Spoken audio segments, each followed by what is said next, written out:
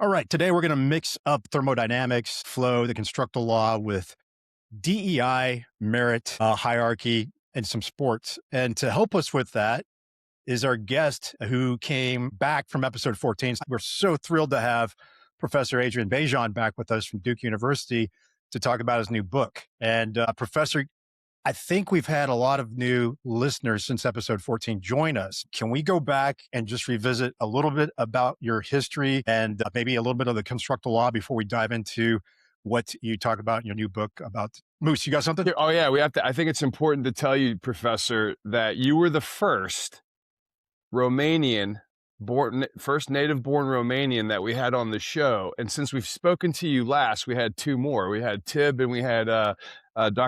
Mihaela Elieru. So we've had three Romanians, and you were the first. So just so you know. I broke through the glass ceiling, the glass ceiling. Yes, that's right. I stuck my neck out. I fell off the limb. All these things, thanks to Brian. In fact, this is the first interview that I'm giving for this new book of mine. And I'm very, very thrilled. Yeah, grateful for being included. Well, you are sticking your neck out on this one. Diversity through freedom, right? You're a maverick. I think after reading the book, I think you made it clear that not everybody shares your view on this. Is that correct? Well, I'm not so sure. Even the enemies of freedom are using the F word all the time, claiming that they're the liberators and the defenders of freedom, democracy. Look at the DPRK, the Democratic People's Republic of Korea. I mean, they claim to be the freedom warriors. I think that the true defenders or free individuals are everywhere, except that most of them are keeping quiet. And they're keeping quiet because, unlike Adrian, they have not lived the difference.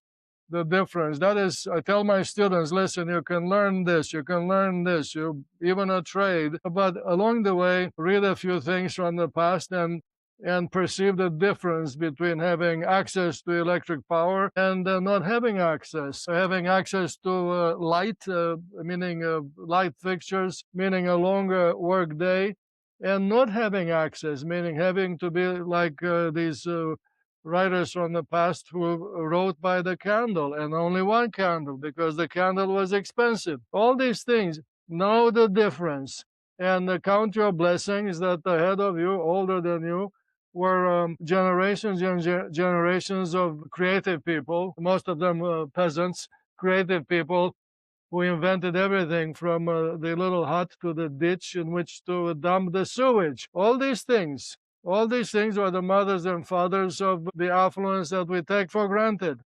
And the biggest, the most notorious culprits of indifference are the children of affluence. Meaning those born in this country. There's one way to shape them up. First is to encourage them to join the military. That is where the let's call it the difficulty of living is and the discipline are taught. And the military also takes you all over the globe for you to see people not as fortunate as every single American. And then when you come home, tell others to count their blessings and to be more realistic about the importance of every day that they live in this amazing country. I appreciate that. Moose and I have served overseas, both of us in different parts of the world. I agree with you 100%, but not all Americans can join the military. I think 25% of our population is actually fit mentally and physically to join, but there's something else they can do. They could do what? They can join sport, right? Yeah, sure. They could play hockey and beat Canada and Italy. Yeah. Look, Canada is small potatoes compared with the USSR at the top of their strength in 1980 or whenever it was. That was a monumental event. It happened in the right time at the start of the Reagan years, at a time when through I think misguided American policy, the enemies of freedom were winning, such as the invasion of Afghanistan, this Muslim invasion of Iran. There was one like dropping the ball in basketball, one fumble after another. Anyways, uh, wisdom is not distributed uniformly over a population. That's why I vote for the person who knows the difference between easy and difficult. And my father was basically rescued from a village shoeless by the Romanian army in the early 1920s and put in school, and meaning from the village, put in school, and they made a veterinarian for the cavalry of the army out of him. A highly gifted individual. In fact, I think I'm a reincarnation of my father. Totally, of course, anti-communist, but also anti-fascist. He wanted people to be left alone, to create and to pursue peacefully entrepreneurship and the helping of other people. You could not do that under communism. You simply could not do it. Anyway, both of my parents were in prison. Sorry, not in prison, much worse. They had been disappeared, but they didn't come home in broad daylight. My mother was tortured with sleep deprivation for 6 full days in order to spill the secrets that she did not know. The atrocities of totalitarian states are not even a mystery. They never cross the minds of people who are the babies of affluence in a free country. People need to talk about these things. It's about time that the few like me who are still around talk about them. I mean, and by the way, academia is just a bastion of ignorance, you know? Yeah. Well, again, we're grateful that you're here. Your new book, I'm going to share a screen share of it right now, Diversity Through Freedom. You sent us an advanced copy. Really appreciate that. The connection that you're talking about with your background, your orientation coming from communist Romania, your background with sport and how you found sport as a way out of that. I believe that's the way you described that. Your experience on a national basketball team. We've known this story. You shared the story with us in the past.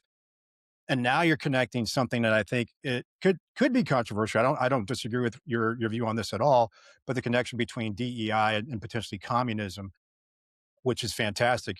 I think, but you're using first principles. You're using the Constructal Law. You build on a lot of these things. So I do want to. I mean, I have many questions, but again, I don't want to dictate the direction and flow of all this. But I do want to go back to something we talked about the first time you were on here briefly today, where you talk about the misuse of entropy, maybe a little bit more defining the way you define the second law of thermodynamics with irreversibility, and of course, the connection to the first principle or the first law of thermodynamics, and again, what you have with the Constructal Law. So can you just briefly talk about what you bring up in the book about the misuse of entropy? Yeah, okay, you're referring to chapter 2, which is about jargon or the common sense. By the way, I wrote this book 2 years ago when I started to look for a publisher. And that was 1 year before Donald Trump decided to use common sense in his campaign. And I was flattered by the fact that he brought attention to the importance of speaking street language as opposed to hoity-toity recent inventions in language. Entropy is, in my opinion, an educated opinion, unknown to those who speak the word. Entropy has a precise definition in thermodynamics. That's my specialty. And I don't throw that word around at all because it's not useful, because I know that not even my students, most of them don't get it. And I'm not going to start that discussion or explanation with you. There is the word entropy is misused in the context of, say, a disorder and the direction of, meaning the time arrow, meaning the direction of time. It's kind of funny. They're talking about the direction of time, not asking themselves, hey, what do you mean by time? What is time? Ask me a little bit later, I'll tell you. And so, no. There's jargon thrown all over the place. And what's been happening in science during the past 200 years is that as education became more and more available, meaning kids like my father admitted to school, they became intellectuals out of parents and grandparents who did not go to school. And all of this has created an elite in every country, not just the advanced ones, elite that is educated and thicker and thicker, thicker and thicker. And in this elite, there are more and more stripes of educated people. Some know the biology, others know economics, others know physics, others knows, to the point that those who know engineering, which is actually the oldest of the sciences, are treated as second-class academics, because you see engineers sometimes tend to get their hands dirty where they know how to change a car tire or how to hold a wrench, you see. And so today, the so-called the science establishment is tribal, separated into families or cubicles according to titles. Biology here, physics over here, and even in engineering, my colleagues from, let's say, electrical engineering don't know who I am, okay? Yeah, as if they don't read the news or they don't watch your show. They simply don't, because I'm not an electrical engineer. I'm an electrifying engineer. That's true. Whatever. The point that I'm making is that jargon is good for those few who belong in this particular locker room. Mm-hmm. Okay, and so forget about entropy, or for that matter, energy is another word that also has a definition. Energy is measurable. By the way, entropy by itself means absolutely nothing, nothing. And in thermodynamics, there's a definition for entropy change. Entropy change can be measured. And yes, entropy change, also known as, under certain more special circumstances, entropy generation or entropy production. It's a number you can measure or calculate. Is a measure of irreversibility, meaning that not all things that go one way, equally bad, equally lossy or a penalty to you, or dissipated, not equally like friction. You can have a low friction, that's a low, small number of entropy generation, versus intense friction. Mm-hmm. That's really bad news. So the important here, entropy, the word by itself, nothing. But entropy change is a quantity with a precise definition, and it is a measure, that quantity, a measure of the destruction, useful work or useful power. Just like, I'll give you an example in street language. A waterfall steadily, because it keeps flowing and falling, is generating entropy, because it is destroying the power that could have been extracted by a smart person, maybe a gardener, who would then stick a water wheel in the middle of that jet and extract power in order to do something with that power, like drive a pump or drive one of these electric generators to light up his house. And by the way, every light bulb that burns and creates light, that is destroying, yes, just like the waterfall, destroying electric power. Mm-hmm. So everything, by the way, we are all guilty of entropy generation, every single one of us, using the electricity, but also destroying the work encapsulated in the food that we consume. And we destroy that visibly through our movement, through our noise, the noise we make, through the fact that we lose body heat right now. All of that is loss after loss after loss. It's a one-way flow, also known as the destruction of something useful. And that destruction has a measure called entropy generation. In the first half of my career, yes, I started a field called the entropy generation minimization, which was the wisdom of calculating these losses, and even deeper wisdom of doing something with the architecture so that those losses are mitigated, if not eliminated. And this is how I got this idea about the Constructal Law, which is that while educating students and colleagues, especially younger colleagues, of what to do about avoiding penalties that are avoidable, it occurred to me, Adrian, wait a minute, you're okay, fine, all this entropy, blah, blah, but this is all about changing the drawings, changing the configurations, changing the image. And bingo, image is nature, image is surroundings, image is all I know, all I know.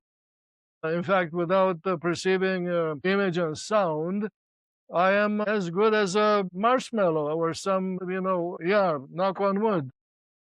Well, Professor, you've given us a lot of ideas to go back in the archives and look at destruction and creation, something that we talk about quite a bit with the connection to observe-oriented decide act loop from John Boyd. You just triggered another thought here that the image, that's something from the environment. Would you say that's true? Image?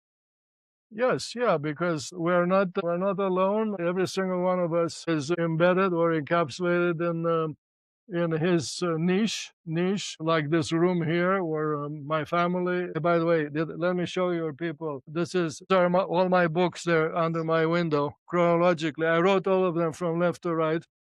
Yeah, and but I'm not a book writer. I'm actually a writer of scientific articles, and every once in a while I sit down and ask myself, hey, what is the idea that connects Adrian's most recent publications during the past 4 years? And it occurs to me that during those most recent years, I changed my mind about something. Yes, that's right, Brian. You write that you challenge.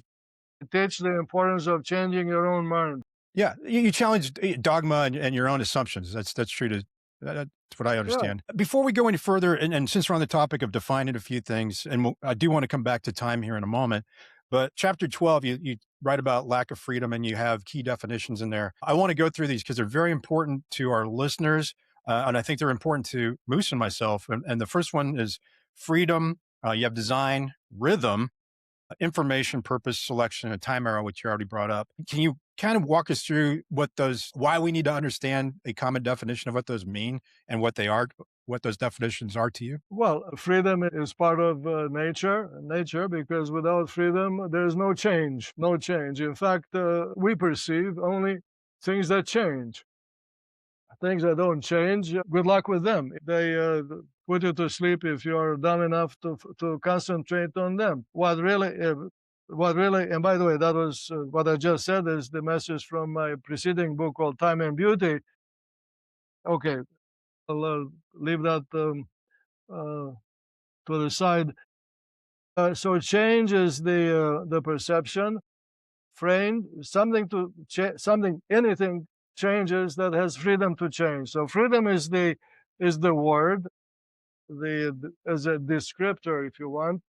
It's not jargon because everybody knows the difference between being able to change and not being able to change, such as being able to escape from a prison and not being able to escape from a prison. And then that is important if you are curious about what changes can be made and then what is the direction of those changes that may be useful to you and your children or your students or your compatriots. And this is very, very important. And of course, the joke, it's a bitter kind of laughter, is that that it is not appreciated. The word is not appreciated for what I just said. It is spoken as a slogan, as a opportunity for I would say some politicians, especially those who are enemies of freedom, to beat themselves in the chest as being liberators and defenders of the common man. And no, they're the opposite of that. I'll tell you what they are. Ideologues in their own lives, lucky enough to find themselves in positions of power and please themselves with the thought that they are in fact helping their countrymen. But that's a pipe dream, as history has shown time after time. You know, Hitler and Stalin and Ceausescu in Romania are just recent examples. By the way, the list will get longer and longer. Just read the news every day. Maduro the other day.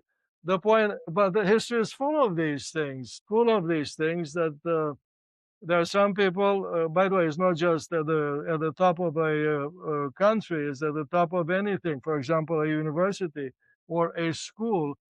All of a sudden, there's one of these let's call ideologues who is the number one and very powerful, and he or she acts out of honest belief that he or she, the individual, knows what is best for his fellow man. Yeah. I know I have the exact opinion about myself. I do not know. This is my father, the veterinarian. I do not know what goes through the brain of the dog. I don't know what the dog is going to do. I know dogs. I know dogs. The dogs talk to me, but they don't tell me what they're going to do next. And the same with the chicken, and the same with whatever you want.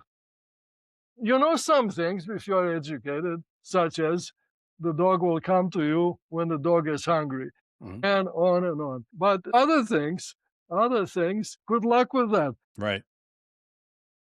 Meaning, listen, I have in the book the quote from Clint Eastwood: "Man's got to know his limitations." Right. Let's move on to design and rhythm. You call them sisters, and this is the first time I saw rhythm as a. Did I get that right? Yeah, that's right. So design would be. Can you walk us through that, because rhythm is very important to the way we talk about how living systems interact with the external world. So can you help us break that down a little bit? Yeah, right. The so-called design, which means configuration. By the way, design, the Latin word means drawing. Yeah, or a sign. Small, simple drawing with a message. That is what drawing really means. All right.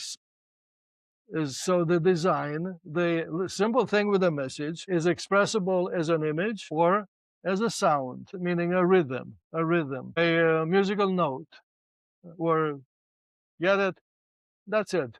So when people talk about space and time, this is the jargon in physics. I'm from the village, you see, literally. My father's village where he grew up, in the home, the floor was dirt, eaten dirt. There was no parquet, no cement, no wood, just dirt, okay? That was poor Romania in the 1920s. Poor doesn't mean stupid, or quite the opposite. The poor really know the difference between right and wrong, or useful and not useful. Anyway, so no, I don't talk about space and time. I talk about, yes, designs or drawings, or movies for that matter, and the rhythm, because the movie itself is designed in time, you see, changes in time. So you see, even though they're different, meaning music is not to be confused with a painting or with still art, they two go together because of change. So the so-called still image, after the still image becomes obviously cinematography, but it is nature itself. And that is the complete story, the complete discipline, if you want, to respect yourself as an intellect. But if you're in my position as an educator, wow, that is the secret to share with your students, because your students are the best citizens on this planet. They have not been indoctrinated sufficiently. They're the ones with whom you have a chance of having a conversation, a discussion, let's say for them, an eye-opening session. That is, in fact, the happiness moment in life for me. But I think it is the same for them. It is a fact, as I look back at my career, because students are in contact with me. This week I'm talking to you. You're my first interviewer. But 3 students want to talk to me on Zoom. These are students from decades ago. And one of them, gee, I can brag about this. One of them is the senior vice president at Blue Origin. Jordan Charles was my undergraduate student, very much a constructal design author of scientific journals, and he's going to drop by on next Monday. The point is this. What the student takes from the classroom, I'm talking from the university, if that student is lucky enough to encounter a free man, The student takes, several things, but the most important one is the memories of the professor. The professor, not the memories or the memorizing of the textbook. Right. And by the way, most textbooks are not written by the professor who is lecturing, unlike my textbooks, my courses. I never taught out of somebody else's book. Okay, Right. I never did. You also bring up information where you combine a design and rhythm that conveys a message. So the way I understand that is both design and rhythm provide some type of information to the observer. Is that correct? Yeah, look, I have an advantage over many others, especially English speakers. Manian is a Latin descendant, meaning it's from the Latin language, and these words that we throw around in academia, in science, are mostly of Latin origin, or if not of Greek origin, and these two, let's call them cultures, were very smart. They borrowed from each other. So Greco-Roman is their name not only in wrestling, but also in science and in technology for that matter. So the words you just spoke, tell me what they mean. In science, by the way, many people violate what I'm going to tell you next. In science, words have meaning, and one word has one sense. So information. Tell your viewers to question when they hear this word, just like, run away from entropy. I told you that's the first thing you should do. But information, it sounds common. No, information is a verb, informal, informare, which literally means to give form, to give shape. And you get information when you see a sign, signum, which means design, meaning you're being shaped up for encountering the sign. And the shaping up is called information, and the fact that you're being informed. Yes, it's the same thing. Design in nature is all around, and it's running like a movie in the 3D from left to right and from heaven to the earth to inform you, to make your brain more at peace or more a part of the surroundings. I think this connects well to, and I introduced you to Professor Rob Gray and Alex Sarama, one of the a basketball coach, right? And the reason for that is their familiarization. They responded to me. I mean, they're familiar with ecological dynamics, which is about affordances or opportunities for action or connection. I'm going to throw this out to Moose here in a second, but we talk about outside information as being the environment or one of those elements of the environment. And I think I call it the niche, like the nest of the bird or right. the gallery of the worm. So, just a second, the worm is not underground because the worm is blind or stupid. The worm finds shelter in the gallery and a nest to lay its eggs. And yes, in the gallery, it is lubricated, is the niche. It's not good for me to be in such a tight place, but that is excellent for this particular being. Mm-hmm. So get used to the idea that the biology, I hope they listen or watch your show, should revise its pages. It's not about the naked animal here or the naked Homo sapiens over here. There's no such thing as naked anything. As the so-called animal in its immediate surroundings called the niche. Mm-hmm. Niche. I don't know whether I said this to anybody, but my wife, who, by the way, should be interviewed sometime, maybe not at my funeral. Okay. She, 1986, she said, let's go to Africa. We've been going there ever since, almost annually, to see what I'm telling you, to see life untouched, but also you see local people resembling the simple lives that I was sketching earlier, talking about my parents, and appreciate the difference, quote unquote, the difference. There are these people who predict the future and all these other things, all the way to invading Mars. And yes, if you know the past, you're not surprised by the creativity of some very special individuals Right.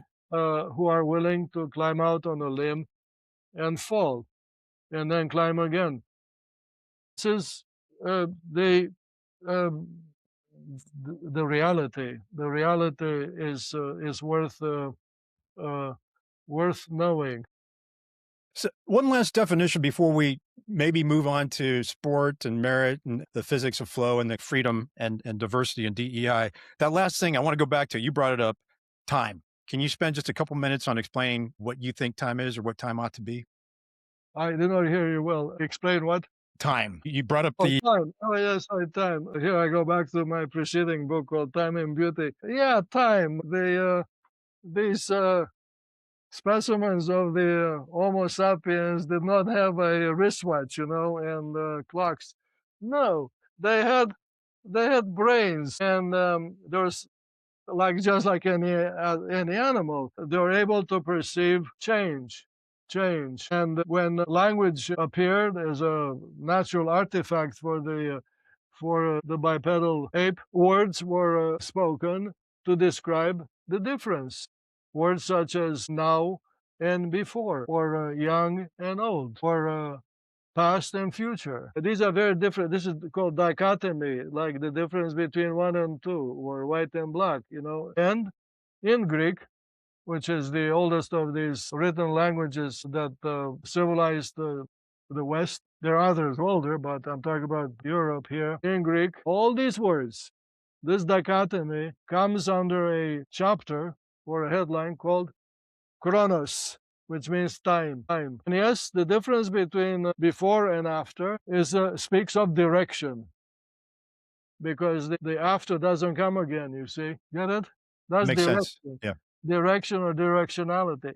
So, starting with the bipedal ape and with the occurrence of language, just like writing much later, came this language full of words that were describing directionality of change. And the name for that is the passing of time. So time, to those who were born yesterday, is jargon. Yeah, the kid was really curious kid. I should ask, what is time? What is time? What do you mean, daddy? Or mommy? What do you mean by time? I know that kid. I was that one. And my parents got so sick of me. I was very small, nowhere near going to school. And my parents were so sick of it that my father showed up one day with a 4-volume stack of the dictionary of the Romanian language, and he said, "Bang!" on the door. Well, after you go to school, if you have these questions, just look them up here. Yeah. So okay, I was kind of a what do you call it? There's a word for it. I was bothering my parents with to me, there are important questions like, what do you mean by this? Right. Or why such a word? It is weird, But it's the same in my work today. There's a lot of things in that my peers, I'm not talking about my colleagues, my peers at my level in thermal sciences, they speak, they write, but I realize time and after time that the authors do not question the meaning of the words they speak, which means that they don't know the meaning of the words they speak. Yeah. So this curiosity is key here, challenging assumptions and understanding and this goes back to some of the things that we talk about on the show. John Boyd was very specific about the language he used. So I thank you for all that background information. I want to switch gears a little bit to something that Moose and I are closely connected to, and maybe we could talk about things from your past and make a connection again to the key thing about diversity. And that is high flow activities such as basketball and soccer, right? So we've talked about this in the past. Our children both play basketball. Moose's children play basketball. Some of them swim, actually. So there's a lot of connections of flow there. But can you go and talk about, and you wrote about this in your book, that athletics, sports is a last bastion of the merit system. Can we talk about that and why you see that as being important to connecting to the physics of flow? Well, because because nature has its own way, and its own way is that of shaping things and changing things so that those things find the greater access to what's moving. In the case of the human society, clearly, the society as a whole, by the way, that's not an abstract concept. It is the multitude of all the individuals and their associations, small and large. The smaller are embedded in the larger. I mentioned family, but there are lots of families in Durham, North Carolina, and there are lots of cities this size in the United States. You see the modular structure. It's invisible, but it's modular of the so-called society. It's just like the animal body. It's modular. You have one body, but then you have a few main organs, and then inside of them, a few smaller sub-organs for components, blood vessel here, even though the organ is the muscle. You get the idea. Same with the skeleton. It's all an assembly of a few large and many small. And all of that thing is moving, and all of it is flowing. Yes, moving from birth to death, if you want to look at the bigger picture per individual. And nature has its way. Luckily for everybody, not only those who were educated in athletics. Luckily, athletics is on display, just like the Olympics that ended last evening. And if you pay attention, you see there the evolution of society in front of your eyes. There are people in all over biology who claim that evolution is such a slow process that it cannot be witnessed. Yeah, you cannot witness the evolution. Well, if you read my books, you are no longer confused what evolution is. But, well, okay, fine. If you cannot witness biological evolution, the least you could do is witness a short movie of it in the evolution of a competition. This Olympics has been evolving. There was a great movie called Chariots of Fire, which was about the first Olympiad. There's a big difference between that and what you saw yesterday, and that's evolution. Well, the direction is clear. It's in the direction of providing access to more and more athletes to compete. Yes, in fact, this was the purpose of the evolution. It was, I'm quoting Pierre de Coubertin, the inventor of it, was to create a truly egalitarian technique. This is a quotation. Imagine a quotation that's self-contradictory, egalitarian and elite. You see? Yeah, show that to the DEI people, okay? Right. That egalitarian means equal access, but merit, elite, is in the same statement. So access is important, is number one, and access gives birth to the hierarchy that we celebrate: gold medal, silver medal, and so on, and inspiration for the still younger to keep training and compete 4 years later. I mean, try to beat that. By the way, Pierre de Coubertin was let's say, lucky enough, the survivor of French nobility. In around 1870 or so, when France lost the war against Prussia and lost, I think, about 1 million young men. Imagine, had the idea that there's got to be an additional way to educate young men other than with a weapon in hand, meaning in the military. And so he invented the concept of physical education in school, or something in schools, something that we take for granted. Except that he proposed it to the Ministry of Education of France. By this time, France was a republic. And to institute phys ed in schools. And there was no interest in this. So he crossed the channel and he found interest in England. And it was in England that he put his vision in practice, phys ed. And then he said, wait a second, I need a gimmick with which to popularize phys ed. And bingo, that's how about we resurrect the Greek Olympics. And so you see, the Olympics is, call it advertising for physical education in schools at any level. And it's worked out wonderfully. You have phys ed everywhere. You also have phys ed in the military, meaning done scientifically. You have universities that produce university professors of physical education. And it's all wonderful. And of course, it's a spectacle that inspires young men and women, one generation after another generation.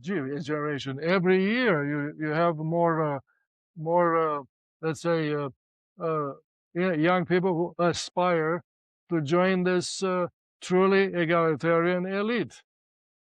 Yeah. And you'll never find a DEI in this kind of movement. You cannot. We're fans of Arsenal. Did I tell you this? Yeah, well, I think you wrote it in your book. Yeah, Arsenal. Anyway, we watch English Premier League. In addition to recognizing on the playing field the flow of a society, the flow is everything, not just the ball. In addition, from year to year, I observe with great satisfaction the morphing, the evolution of the composition of the club. And the club is changing. During the past, I would say, a decade, maximum 2 decades, it has become home to talented players from everywhere, not just from Europe, everywhere. In fact, the largest stream comes from West Africa. Yes. Mm-hmm. Or from Europeans with West African genealogy and parents. And the game is obviously a lot faster, a lot taller, a lot more, what is the word, persistent, or with the players playing on the entire field all the time. You don't have a segregation of here's the defense, here's the middle, and here's the offense, as if painted with a still image on a painting. No, the whole team is moving like a carpet up and down the field as required. And I watch that, and I know from the beginning which team is going to win, because the better teams are moving information, impact, either attacking or defending, but it's the same formation. Others are either sluggish, or breaking formation under attack, meaning they become ruptured. And through those cracks, the good attacking team finds access to the goal. What you're describing here reminds me of what we call in team science the reallocation of resources or reallocation of people. It's a go anywhere type concept, and I had not watched soccer, or I've not watched soccer in about 3 or 4 years, so I'm probably missing out on this. But in basketball, we want the same thing. We're moving away from position players to more positionless and high flow. Well, high motion. Is that the evolution that you're seeing in Yeah, the basketball used to be like soccer because back then when I was playing, players are not as well endowed physically. They're definitely not as tall. And in the league where I played, there were no players of West African origin. The West Africans are statistically taller, and with a higher center of gravity, meaning longer legs, and that means greater ability to jump. And so basketball, in my opinion, has evolved toward being less interesting because it is a lot faster, a lot taller, meaning the basket is, for them, too close to the ground. Yeah. And with a professional structure everywhere, including the university, these so-called student athletes in basketball and football, American football, are actually professionals. Right. With that kind of a life, the players become much better at everything, including shooting. And today, basketball is just the team marches one way, and the player, a tall one, who has the ball, shoots from beyond the arc and scores a three-pointer. And Mhm. it's boring, boring. Yeah. The fun in basketball is watching videotapes from, say, the late 60s and throughout the 70s. That's one way. The other one is to watch videotapes from the same period, including the 80s and 90s of NCAA games, Mhm. uh, and stop there. Because for the game, the court has become too small, and the basket has become too low, Okay. And that's too just low because of the evolution of the players. of the players Yeah. and the game itself. Yeah. Um, Nothing is done to slow the game down. Hmm. That was a great perspective. I agree with you on many of these things. One thing I want to disagree with you on, and I think this will make sense in a moment. I think you mentioned that DEI has no place in sport. However, today we're seeing men play women's sport. And I know you write about this in your book. Can I get your thoughts on this? That's different. Okay. Okay. That is something, and I wrote about that in, I believe, chapter 5 in this new book. I showed the gaping difference between records of men and women in sprint on land, meaning 100 sprint versus 100-meter freestyle, and that difference in speed is, I forgot, 15%. Yeah, meaning that there's a women, for obvious reasons, are not built to compete with men. That is undeniable.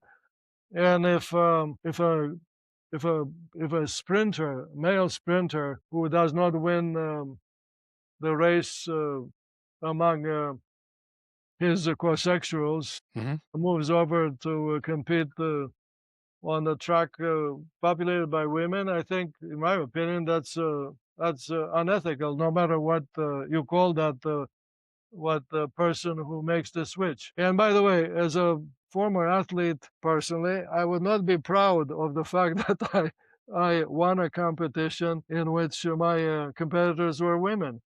I would Yeah. I would not be proud at all. But that's Adrian. Yeah, I'm just going to read from your book right now on just to make sure our listeners are clear. You write that men and women perform at significantly different levels because of different sex, architecture, body size, and upbringing. Men have a 10% speed advantage over women in both 10%, 100-meter yeah. sprint and swim. So you're saying there is a difference, right? There's physical difference. But that difference is enormous. It is 10%. Yeah. 10% is enormous. In sprint, the records have not changed practically at all, meaning that when they change by the fraction of a second. I mean, yes. And it's always been this way. The records in, say, the 100-meter dash have not changed much since Jesse Owens, the Berlin Olympics. I mean, when you think about this, when you see trends like this emerge in large groups of people supporting things like this, we're talking about evolution and entropy. Isn't there something in a society that can reverse and go the opposite way, not in a progressive evolution when they choose to do things like that? Is that Yeah, well, a society, depending on its luck of the moment, could be the victim of mistakes generated at the top. Germany, before Hitler, was at the top of everything: science, technology, industrialization, all these things, not to mention music and art and all. And then all of a sudden, they have a leadership that was pursuing a conquest of the globe under a particular ideology, which was that of socialism. Hmm. In their case, also called nationalist socialism, and that set Germany back for, I would say, 2 decades, because Hitler was in power only 12 years. Imagine the Hmm. damage that a person has done to his own people. I forgot, was it 2 million dead in just 12 years? And then, without American help, Germany would have been languishing to this day. Well, you use the example of the leash as a form of coercion, which I really could relate to that, like in a social thing, like whether it's, we're talking about sports or coercive government, that forces that kind of collectivism forces an efficiency, whereas freedom allows the natural flow. And I say that as somebody that lives in Manhattan, when the mayor in his inaugural address said we're going to welcome in the warmth of collectivism, and then yesterday we were here in a blizzard. He says he wants everybody out shoveling snow, but you have to bring two forms of ID to shovel snow. But I guess the broader point, all kidding aside, I mean, it's not kidding because it really happened, but that kind of coercion is stifling human energy and stifling flow. Well, look, it was very clear about Mamdani from when he was campaigning, where he was coming from. Very, very clear. And meaning that to me was not anything new. It was actually bitterly familiar. The fact that people voted for him shows you that how easy it is for the common man to fall for it. To choose. Yeah. And to clarify, I mean, we're talking scientifically. I mean, I think that's where a lot of times the things that you talk about and that Brian and I talk a lot about when we're exploring authentic science, which is always open to challenge and evolution, you can come across as sounding political, but science doesn't know politics. So when you see coercion in place, it doesn't matter what you slap on it, whatever kind of political label, that there's scientific, you can critique that scientifically, and you can see that inefficiency occurring. Well, that was the point of my chapter on the dog on the leash. The dog on the leash, I love it. Dog on the leash is it's true. That's a problem of physics. I wrote a scientific journal paper about it, and that was peer reviewed by my I'm talking about the journal paper reviewed by my peers. And it's a back of the envelope argument about the fact that that walking freely as individuals, dog and man, consume less power than walking connected or forced to walk at the same speed. Yeah. The problem with Mamdani and the word collectivization is or why that slogan attracts voters is because there are things that are big such as the army, which is a collective, that are more successful on the battlefront than the individual soldier. In other words, size matters. The group defeats the individual. And this is reality. I'll get to it in a second because it's not to be confused with the dog on the leash. But in the mind of the uneducated, there is power and there is benefit in joining. Mm-hmm. Of course, that's true. If you do that voluntarily, and especially today when we're talking military is a choice. Yes, to join voluntarily, which is an expression of selfish behavior when you join, is not to be confused with ending up together with somebody who puts on a leash around your neck. See, so in this, as a still image, is the same image. It's a collective, but the collectivized are not the ones who join voluntarily, and because it is beneficial for the individual. The latter, meaning joining voluntarily because it is beneficial to move or to live as a group, is called economies of scale. Economies of scale is a phenomenon in nature everywhere you look. And you see it in the African bush. You see it if you know history, you see it. In fact, you see it in the evolution of technology. Big time. Supply chains. The movers are the biggest trucks or the biggest cargo ships and the biggest cargo planes because the price per unit is lower and lower the bigger the bulk. Okay? But all of that is done to benefit the individual, and the individual signs on to this scheme voluntarily. The opposite is the collectivization, which is imposed from above. Yes, it is done, in fact, quite, let's say, intentionally by people at the top in order to rule over a population unaware of the fact that they're being trapped into a structure from which they cannot escape.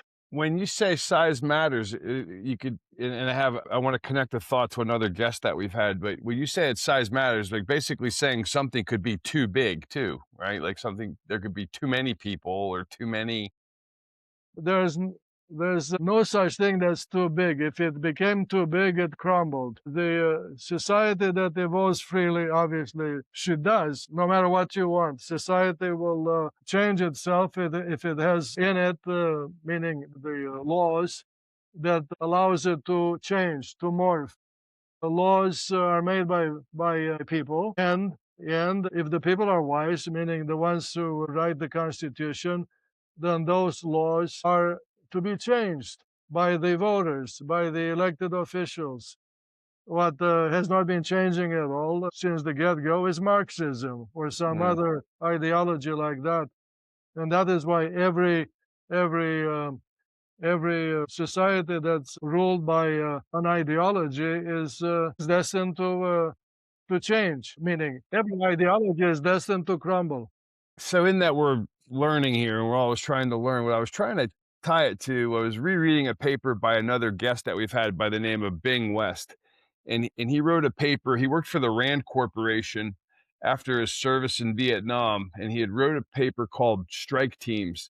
And what he was saying was that smaller organisms, you know, anywhere from 5 to 10 Marines or Navy SEALs or Army Rangers or whatever, was getting more effective results than an 1,000-man sized battalion. And what he was saying was that the smaller, more agile, adaptable unit or military unit was able to flow into the populace, the culture more effectively than the big 1,000-man battalion coming in to take an objective and destroying everything.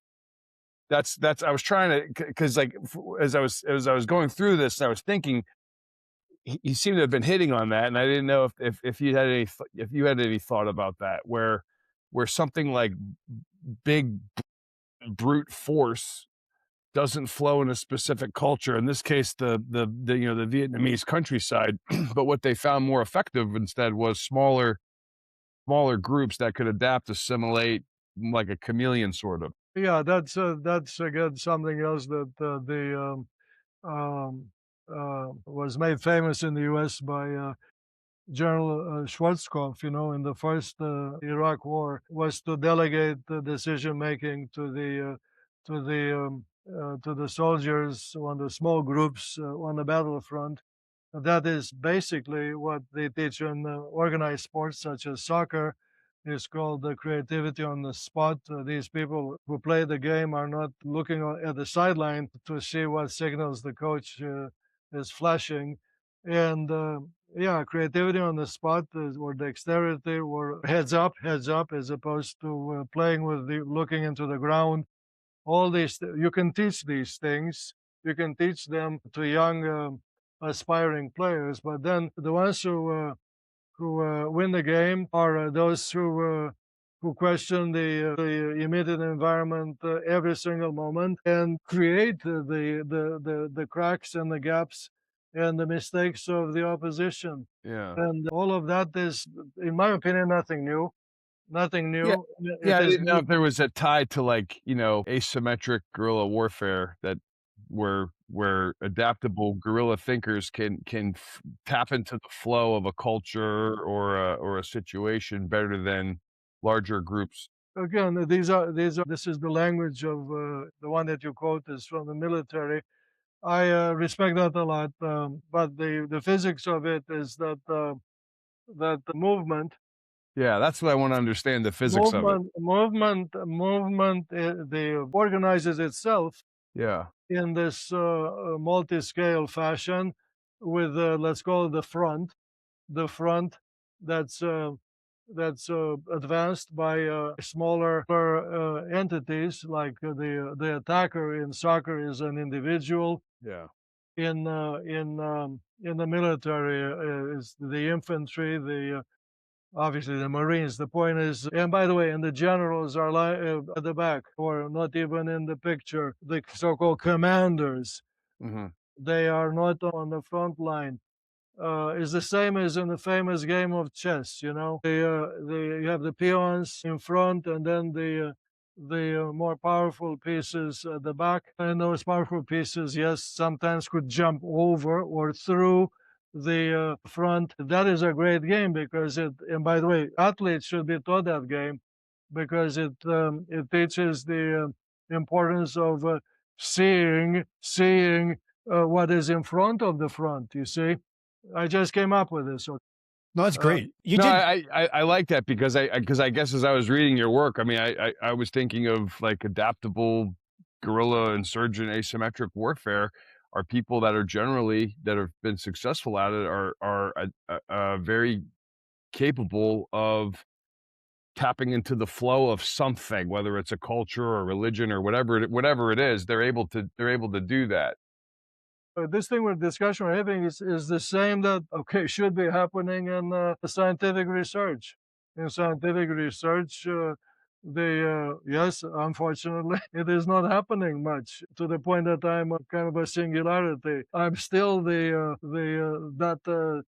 small thing, the soldier on the front line who is trying this and trying this without, in my case, without support from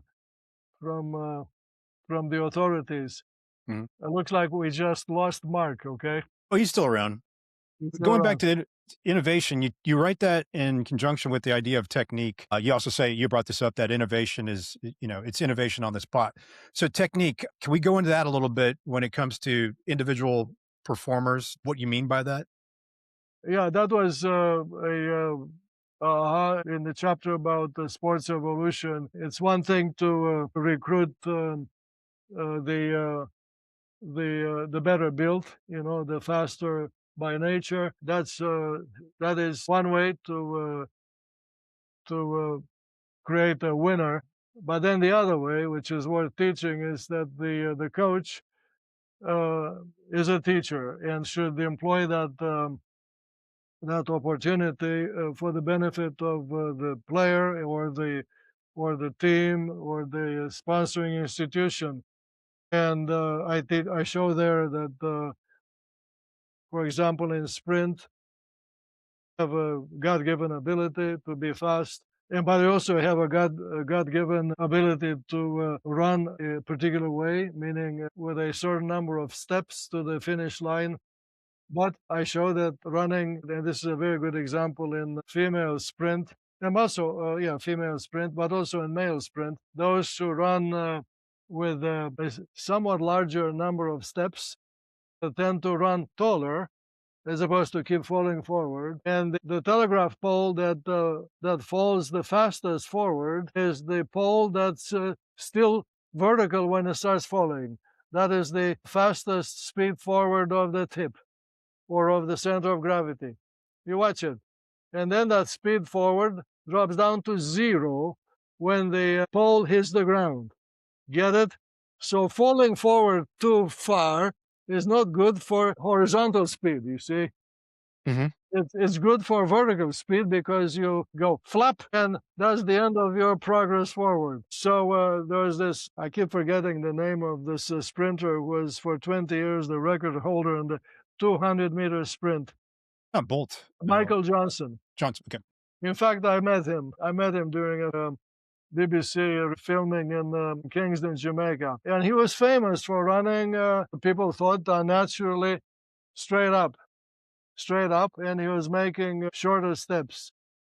And turned out to be a lot faster than everybody.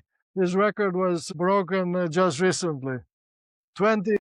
I also love, one of the things I love too, other than the leash, was the difference between how an aquatic mammal moves in the water, like a dolphin or a whale, with flap, a vertical flap, versus the shark or the fish that has a more of a snake. Like, I thought that was pretty interesting. That kind of let's call it movie teaches you, in case you did not know, that mammal swimmers came from land. Because the movement on land is this way, falling forward, falling forward. The bird itself is actually falling forward and then falling forward. Movement on land is designed by God to fight against and defeat gravity, meaning to make up for the fact that the body by itself keeps falling. So then the body has to be lifted. So the movement is in a vertical plane like this. You see, in the water, all these bodies are neutrally buoyant, and they rose from the bottom of the shallow swamp. So the movement was snake-like, like the fish and the reptiles, these snakes. Well, that, I have, as Ponch mentioned, children who swim, including at the Division I level, and I think of the dolphin kick, and I also think of the breathing coming up and over, like the mammal has to come up and get air to go back down. By the way, so if you are a thinking athlete, that gives you an advantage because you connect with the animals that you observe. And if you pay attention, that you learn that yes, you have the freedom to adjust your rhythm, and that is the technique. But if you are not that smart, then a smart coach will teach you to do these things that you and I are discussing. There's a place for the coach on a team. There's also a place for the medical doctor on a team. There's also a place for, I'm sure, a priest on a team, or for a person to help you become a better person during those very few years of opportunity to becoming a solid citizen. By the way, this is actually the benefit of being an athlete. Right. To become a solid citizen without realizing.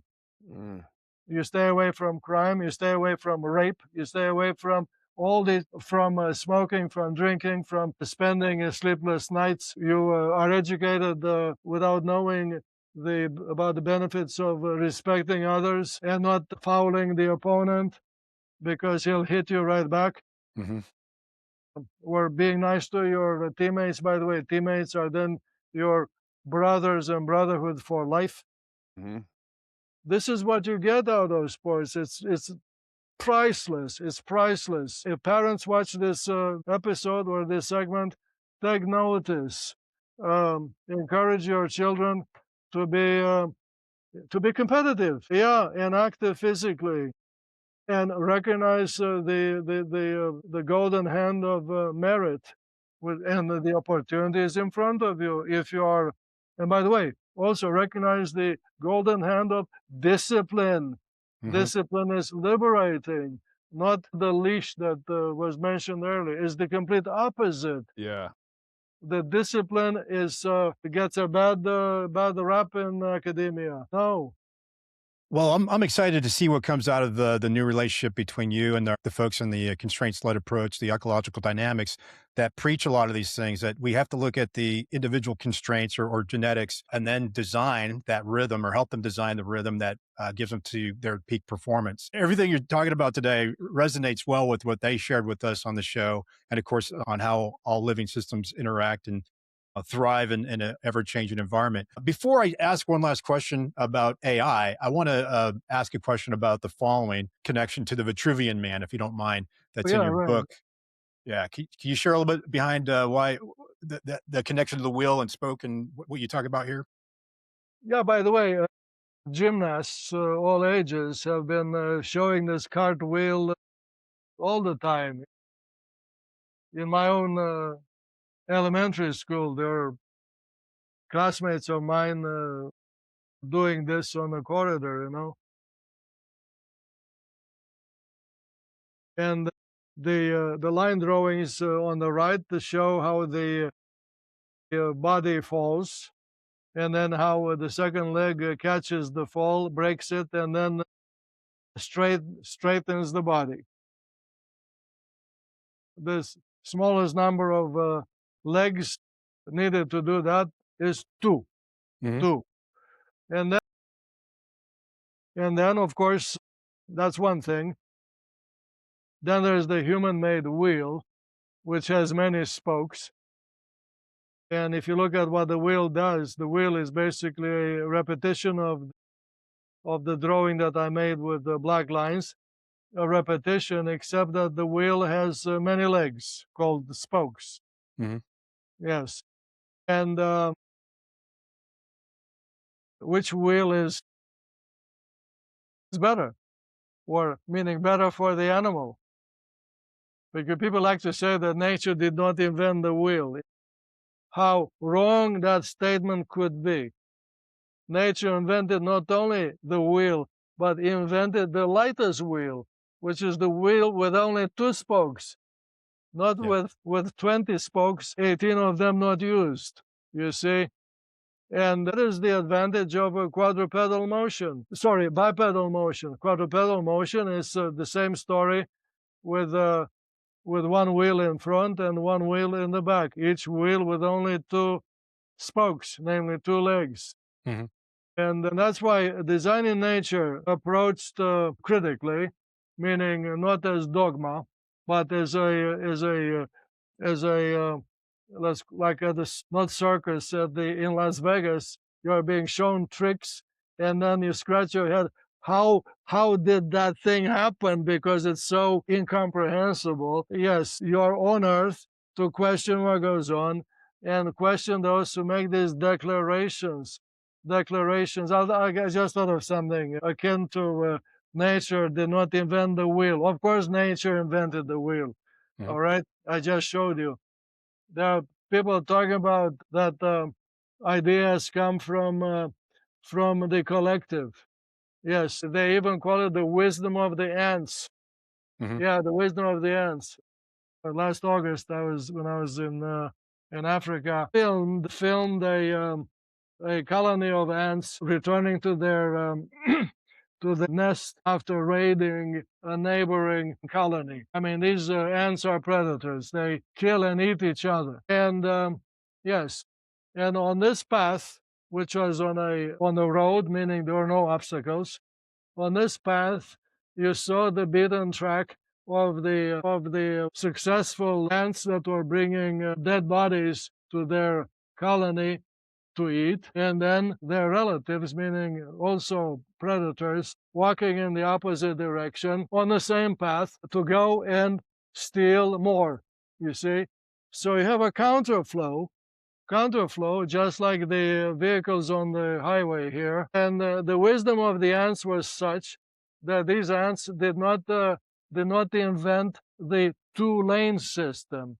They're actually walking into each other and colliding with each other and then wrestling one against the other to get past the other, wrestling and then walking on top over the other, meaning a lot slower than otherwise. That's the wisdom of the ants. And if you like that, you can have it. You see, the idea is something else. The idea is about avoiding the collision and, yes, coming up with flow architectures such as the 2-lane system. And, yes, get to know the difference, quote unquote, because it wasn't long ago when human movement on the beaten track, in fact, we can still see it in the bush, is on a single lane. It's called the conga line. And you better watch out if on the same narrow path you encounter the predator or the neighbor who wants to kill you. You see, that is the wisdom of the ants. You bring this up in the context of science in your book. That I think you say that science is it's not about the voting, right? It's not about I think you say science is not a democracy. Is that true? Is that the way you look I at it? don't hear you well. You're talking about what now? Go slower. Science as it's not about the number of votes science gets. It could be the outlier. It's not a natural democracy, if you will. No, not at all. Not at all. In fact, let me show you. On the wall here, I have a dictum from Galileo Galilei. Let me see if I can point to it. Right there, right here, up above my head. In questions of science, the authority of 1,000 is not worth the humble reasoning of a single individual. From your lips to God's ears. And he knew That's great. he knew what he was talking about because he was about to be burned to the stake, for his understanding of nature. Yeah, this man. And he's one of my very few heroes because he had ideas and he stuck to his guns. And everything that came and he celebrated, Isaac Newton and Euler, all these things began with him and before him, Leonardo da Vinci. Yes, these people who were basically symbols, individual freedom to think. And by the way, my book, this book we're talking about, is about the primacy of the individual. The idea comes from the individual, but not from the collective. If the idea is good enough to spread by itself, then that idea attracts a group of all kinds. But every single one is a volunteer. Yeah. Yeah, and that is not a collective. That is a like the stadium that comes to watch a game. And yes, the group, if it is gifted to practice the idea that attracted them, that the bigger group executes a project. Maybe they build a bridge, or maybe they build a university department. And you see here, in other words, first is the idea, later is a group and a project, something bigger, something that would not have been born without the individual who, like Galileo Galilei, defended an idea. But this is not only true, it is extremely important today because what we're being taught is that ideas are created by the group, that the group is the mother of the idea, which is complete nonsense. It is a repudiation not only of nature, it is a repudiation of the history of science. You open any book, especially a book of science, you do not see the names of groups. You see the names of individuals. You don't see the names of groups or the names of institutions. Or governments. You don't see governments. Even better. The students, all of us who went to school, remember the names of people who came up with ideas. And this is why parents use some of those names to name their children. Yes. People with the name, Galileo and so on, or whatever. Listen, the collective is the poison to creativity. It kills the individual. In fact, those who accept to be coerced into joining, those are, unbeknownst to them, are abandoning their individuality. They're saying goodbye to their opportunity to think for themselves. They're waiting for things to be told from above, things needed by the head of the institute. Where under communism, that was much simpler thing to expect because there's only one thing coming from above, I wonder, is this connecting back to collectivism drives unnatural diversity when in fact we want to have that? Okay. No, collectivism is the one word to describe what happens in a society that's not free. Meaning communism, fascism. It's but communism is the best. Let's say the doctrine that has evolved scientifically. The diversity there is known as the class struggle, and that's the diversity of two. Under communism, the oppressed versus the oppressor, where the workers versus the factory owners. In today's DEI, it is the underrepresented against the overrepresented. or the minority against the majority, or the obviously white versus black, or male versus female. In every single case, one class is to be favored and the other one disregarded or eliminated. So that's basically and then if you realize, meaning if you have my background, then DI, when it appeared about 15 years ago, was bitterly familiar because I grew up, I lived under this kind of system where, as I documented in the book through the writings of very famous authors who lived under communism, the plan was to destroy, really to kill, to exterminate the so-called enemy class. Same under, fascist Germany and Italy. They had the people and then the enemy of the people, the enemies of the people. They had the pure race and then the not pure race. I tell the story in this book about my first day of school, in which I was told that I was of unhealthy origin, meaning my fate was to die because I was unhealthy. My disease was that my parents were intellectuals. Can you believe this? I mean, but this is what was going on all over the eastern half of Europe. This is a civilized continent, and then all over Asia, all the way to today's People's Republic of China and the DPRP in North Korea. There's still communism in Vietnam, and you've got communism under the nose of the United States in Cuba. This is what's going on.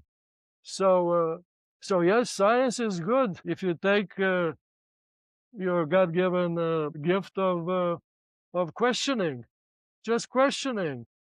And you come up with the answers yourself. You don't have to read what I write or listen to what other people have seen or to listen to folks who have lost their grandparents and so on in the gulags. And no, just read. Read and question what you see. And especially question every single voice that comes from a position of authority. Why? Because you're an individual. And by the way, this is the story of the book cover. Right. Yeah, the story of the book cover, which you showed. In fact, show it again if you can. Yeah, that one. So 2 years ago, I was with my wife in one of these reserves, and in front of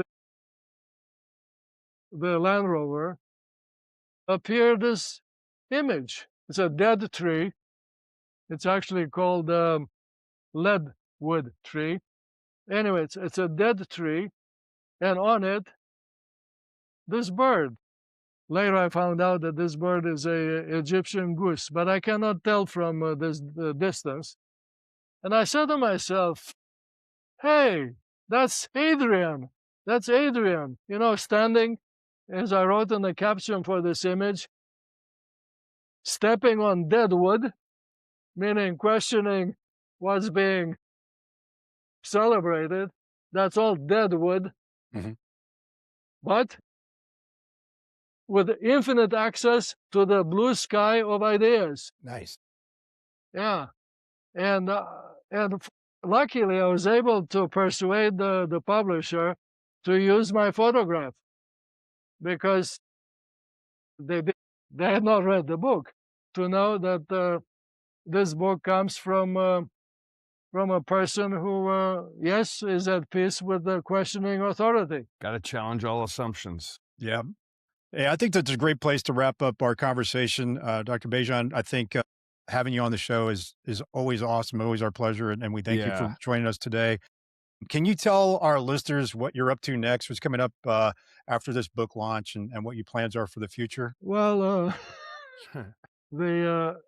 in today's academia, because of the internet and all these tools, AI is a factory of plagiarism. I shy away from talking about what I'm doing next. But I will say a few things about that. The point is that everything, including this book you just flashed on the screen, soon enough will be plagiarized. By the way, the things that I came up with, these things about predicting design in nature, have never been refuted. So the constructal law has never been refuted. And that means the physics of design in nature is here to stay, no matter what you call it. Except that those who, while failing to refute it, are now doing this kind of work and calling it by other names, not constructal law. Okay, so that's the tongue-in-cheek comment on my peers. But the answer to your question is yes. Currently, I'm working on the 5th edition of my thermodynamics treatise, which is the most used thermodynamics book in English on the globe at the graduate level. And I'm actually making changes to this treatment to make it accessible to students who are taking thermodynamics as a first course. And I am, yes, what I'm doing is I'm talking to them in writing the way I'm talking to you. You know, I am explaining why entropy is to be spoken as a word only by those who know the meaning of the word, but to use other words such as irreversibility or unintended destruction of available work or available power. The wisdom of knowing the difference between using that power and then wasting it, you see, that's called engineering, is the same as in a military campaign. You have a finite supply of power from the back. It's called supply and maintenance and hospitals and all these things, including defense against attack from the back. There's also that, and all these things have a place in education. And by the way, one thing that also has a place in education, no matter how specialized, is history. Teach these young people history because, especially in America, that is not being taught. Lots of things are not being taught. Mathematics education is very poor, very poor. Latin and Greek come to mind. I think that Yeah, there we go. hit on it Yeah, earlier. the importance. classics are poo-pooed or not. Nobody knows anything about anything. Foreign languages are useful, but by default, if anybody learns any foreign languages, Spanish. Well, I have news for you. Spanish, the language, had practically zero impact on science. There's a reason for that. It has to do with the Empire of Spain, which was different than the other empires. And so teach history, learn history along the way, learn foreign languages, learn them comparatively. If you don't remember one word as you speak English, that happens to me quite often, I remember it in the 3 other languages. Yes, it's easy for me because Romanian is a Romance language, but question every step you take, and that means every word you speak. Once again, develop the technique of questioning authority. Oh, you don't have to question audibly. You read something that was written by an exponent of authority with a smile, question that because, as I said a second ago, Clint Eastwood was right. Man's got to know his limitations. Well, sir, I think we'll wrap right there. We'll keep you on the show for a few moments while we stop recording. Thank you so much for being here. And I know there'll be a next time. I want to tell our listeners, especially for someone like myself with a liberal arts background, like a Bachelor of Arts and not a science background, I find your books are some of the best books I've ever read that help teach me actual science and be open to science in the way that I learned it in the liberal arts perspective that's not dogmatic and promoting flow and inquiry. So I can't recommend your books enough. But let's not put down the liberal arts. No, not at all. Not mentioned in the things I describe autobiographically is the fact that in addition to a very, very competitive mathematics education and athletics, my parents put me in an art school in elementary school. and because they detected that I had an inclination toward making drawings. Yeah. That was very important, very important. I went there for 4 years among kids who were better than I was. I developed this aptitude to recognize a message when I see something, and then to convey it graphically, because this is Napoleon. The exact quote I don't remember, but Napoleon was making fun of all sorts of people. He was a very good writer. He had a lot of time to write in exile, and he said that he would stop the top general from talking and tell him that it would be better if he could if he could speak with a simple sketch. Mm-hmm. Yes. Believe me, I'm a proponent of the liberal arts. I'm saying with someone that with a non-engineering background, a non-technical background, I love your work specifically more than others. So thank you. Anyway, all right, Professor Adrian Bejan from Duke University. Thanks for being with us again. Also known as Adrian. Adrian, yes, the first of 3 Romanians we've had on the show so far. No, the one and only. That's true.